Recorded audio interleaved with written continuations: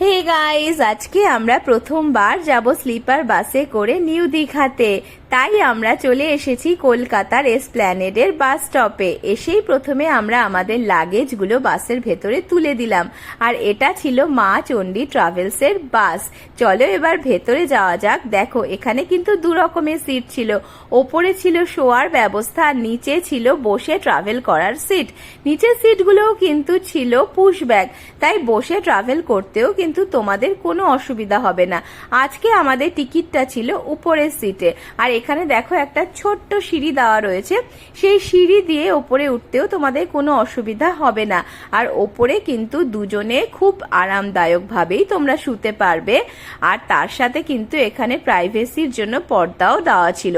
আর ছিল একটা রিমোট আর TV, password দিলে কিন্তু এই টিভিটাও চলছিল। এই বাসের ভাড়া ছিল মাত্র 600 টাকা। আর এটা আমাদের ছেড়েছিল 12টা 40-এ, রাত্রি 12টা 40-এ। আর পৌঁছে দিয়েছিল প্রায় ধরো 5টা 10 নাগাদ। ওই 4.5 ঘন্টার মধ্যে কিন্তু তোমাদেরকে দীঘাতে পৌঁছে দেবে। আর দেখো, বাসটা ছাড়তেই সবার কি আনন্দ। চলো দেখা হবে পরের ব্লগে, টাটা।